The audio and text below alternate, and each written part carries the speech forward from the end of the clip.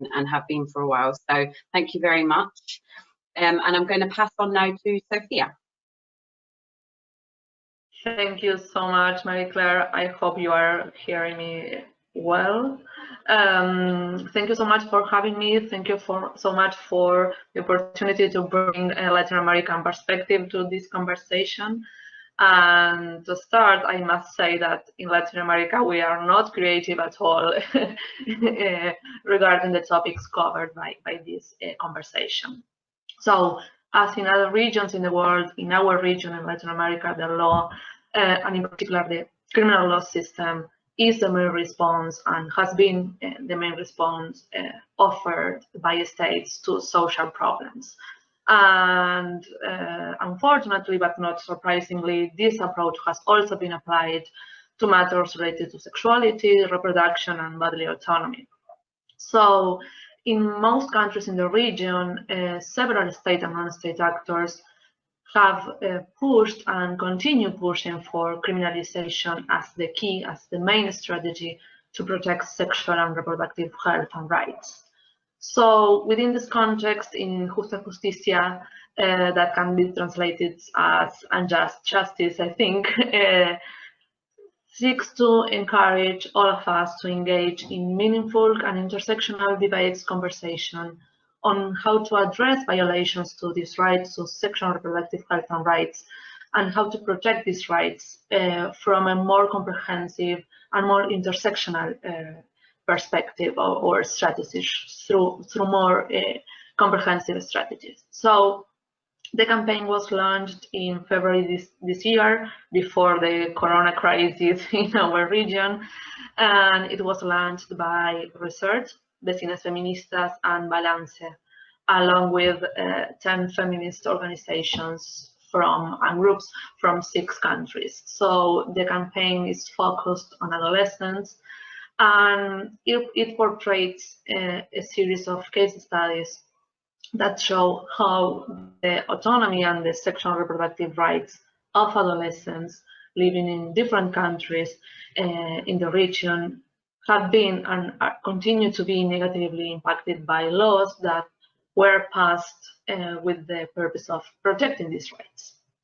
So you can see in the screen the logo of Justa Justicia and also our webpage and hashtag. So you can visit the webpage to know more about these cases, but I would like to summarize some of the key ideas of some of these cases. So the campaign portrays the story of Lucia. Lucia is a 16-year-old girl. She lives in Paraguay, and Lucia's parents made use of the criminal law system to prevent her from having a relationship with a transgender boy.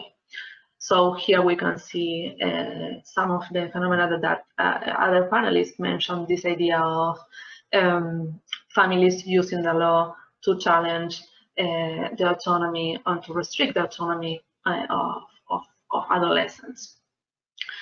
So the parents of Paola, a girl of the same age from Guatemala, also used the criminal law system to control her sexual life and punish her for it.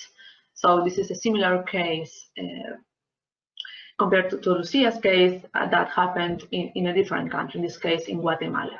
So after her parents discovered that she was having sex, she was kept in hospital for several weeks as a judge in Guatemala investigated and found out whether she had been raped or not. She had not been raped. She had consensual relationships, but well, the criminal law system was used in this case to punish her for it and to control her sexual life. So the campaign also tells us about Jaime. Jaime is a survivor of sexual violence, and he is afraid of the unintended consequences of criminal laws that are not sensitive to his concerns and especially his demands for privacy, for the state to respect his privacy. But the campaign also portrays the case study of another girl, or another adolescent in this case, Andrea from Guatemala. Andrea is pregnant, but she has decided not to have access to prenatal care because she is afraid of the criminal law system and its enforcement. In particular, she fears her boyfriend might be criminally prosecuted for having sex with her. So in order for her family and doctors and so on not to discover that she is having sex, and for her family and doctors not to push for a criminal analysis of this situation, she has decided not to have access to prenatal care, which creates a risk for her health or even her life. And in addition, among other case studies, the campaign focused on the situation, also focused on the situation of girls with disabilities. So the campaign shows how a judge in Argentina resorted to the international normative framework protecting the rights of children and the rights of women as the legal basis for her decision to sterilize Gabriela. Gabriela is a 30-year-old girl with disabilities. She lives in Argentina. She was raped. She was performed an abortion, and doctors abortion that is legal in Argentina in these circumstances, but the doctors that performed the abortion asked the judge to authorize an sterilization in order to avoid the repetition of this situation. So Gabriela was sterilized apparently for her own good, but she was not given the chance to express her opinions about this decision. So she was sterilized against her will. And it's really interesting, this case. It's really sad. It really makes me angry, but it shows how the law fails to protect girls such as Gabriela, because the internal law, the internal normative framework of Argentina includes a law that prohibits the performance of sterilizations to girls that are under 18 years old. But this law was not effective to protect Gabriela. That I remind you all that she was 13 years old when she was sterilized. And the law failed to protect Gabriela because the judge didn't even care to mention the law in her decision. She completely ignored this law.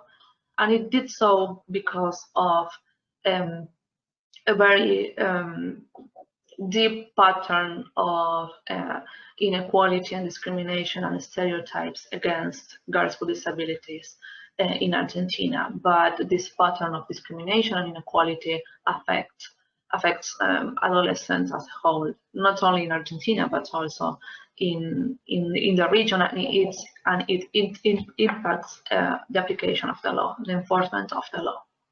So before concluding my intervention, I would like to stress that Injusta Justicia was and continue to be a collaborative project. All the organizations involved in this campaign engaged in a highly participatory process from which I learned a lot.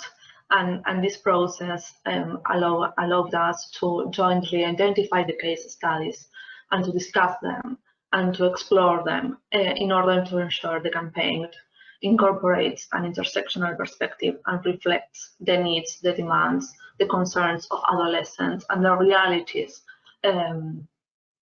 that adolescents live in different countries. So I think that this makes Injusta Justicia a truly innovative project in our region. And Injusta Justicia is also truly innovative in our region as it includes a disability perspective. It includes case studies about women with disabilities, girls with disabilities, and all its dissemination materials are accessible for people with disabilities. And trust me, this is not really common in our region. because people with disabilities tend to be seen as a special group with special needs, even by the feminist movement, I must say. And Injusta Justicia is also an invitation to rethink these ideas and rethink this pattern of organization. So, to sum up, Injusta Justicia reflects and is an invitation for all of us to reflect on how the law, in particular the criminal law system, is falling short to protect the rights of sexual and reproductive rights of adolescents, and also to reflect on how the criminal law system results many times in serious violations of the very rights it seeks to protect. And this is because it is enforced within persistent patterns of discrimination and inequality that remain completely unaddressed. And I think that the case of Gabriela clearly shows that, but also the cases I have mentioned. So Injusta Justicia is an invitation for all of us to